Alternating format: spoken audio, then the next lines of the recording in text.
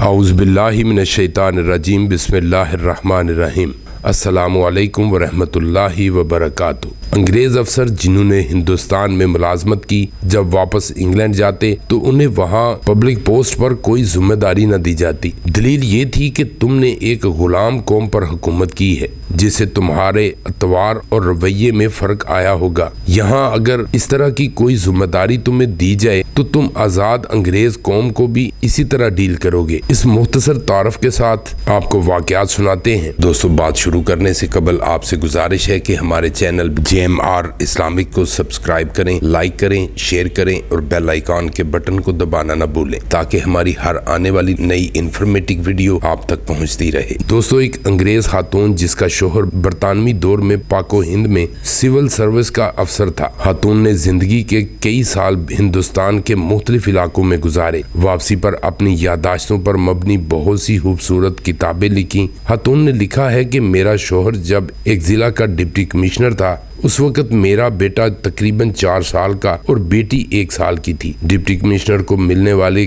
कई एकड़ पर मुहित रहायश गाह पर हम रहते थे। DC साहब के घर और खानदान की खिदमत गुजारी पर कई सौ अफराद मामूर थे। रोज पार्टियां होती, शिकार के प्रोग्राम बनते। जिला के बड़े बड़े जमींदार हमें अपने यहाँ मदऊ करना बाइसे फख्र जानते और जिसके यहाँ हम चले जाते वो इसे अपनी इज्जत अफजाई समझता। हमारे ठाठ ऐसे थे कि बरतानिया में मलका और शाही खानदान को भी मुश्किल से ही मुयसर थे। ट्रेन के सफर के दौरान नवाबी ठाठ से आरास्ता एक आलीशान डिब्बा डिप्टी कमिश्नर साहब की फैमिली के लिए महसूस होता। जब हम ट्रेन में सवार होते तो सफेद लिबास में बलबूस ड्राइवर हमारे सामने आकर दोनों हाथ बांधे खड़े हो जाता और सफर के आगाज की इजाजत तलब करता। इजाजत मिलने पर ही ट्रेन चलना शुरू होती। एक बार ऐसा हुआ कि हम सफर के लिए ट्रेन में बैठे तो रवायत के मुताबिक ड्राइवर ने हाजिर होकर इजाजत तलब की। इससे पहले कि मैं बोलती, मेरा बेटा बोल उठा जिसका मूड किसी वजह से खराब था। उसने ड्राइवर से कहा कि ट्रेन नहीं चलानी। ड्राइवर ने हुक्म बजा लाते हुए कहा कि जो हुक्म छोटे साहब। कुछ देर बाद सूरत हाल ये थी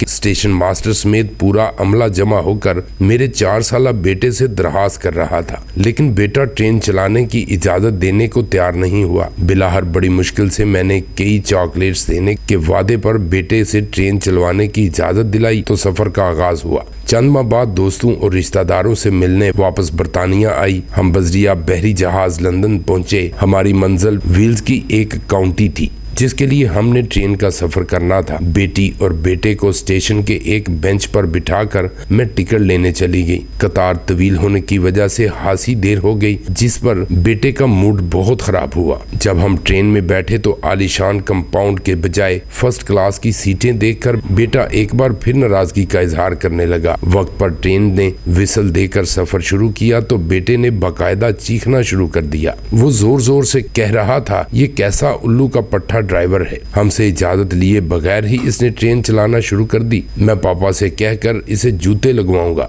मेरे लिए उसे समझाना मुश्किल हो गया कि ये उसके बाप का जिला नहीं, एक आजाद मुल्क है। यहाँ डिप्टी कमिश्नर जैसे तीसरे दर्जे के सरकारी मुलाजिम तो क्या, वजीर आजम और बादशाह को भी ये इख्तियार नहीं है कि अपनी अना की तस्कीन के लिए अवाम को खार कर सके। आज ये तो वाज़ेह है कि हमने अंग्रेज को जरूर निकाला है, अलबत्ता गुलामी को देश निकाला नहीं दे सके। यहाँ आज भी कई डिप्टी कमिश्नर्स, SPs, वज़रा, मुशीरान और सियासतदान और जर्नैल सिर्फ अपनी अना की तस्कीन के लिए अवाम को घंटों सड़कों पर ज़लीलो ख़ार करते हैं। इस गुलामी से निजात की वाहिद सूरत यही है कि हर तरह के तासबात और अकीदतों को बालाए ताक रख कर हर प्रोटोकॉल लेने वाले की मुखालफत करनी चाहिए, वरना सिर्फ 14 अगस्त को झंडे लगाकर एक मोमबत्तियाँ सुलगा कर खुद को धोखा दे लीजिए कि हम आज़ाद हैं। आज की हमारी नई इन्फॉर्मेटिव वीडियो कैसी लगी, अपनी कीमती राय से आगाज जरूर कीजिएगा ताकि रह जाने वाली कमी बेशी को पूरा किया जा सके। अपने दोस्त प्रिंस शाहिद भुट्टा को इजाजत दीजिए। अल्लाह निगहबान।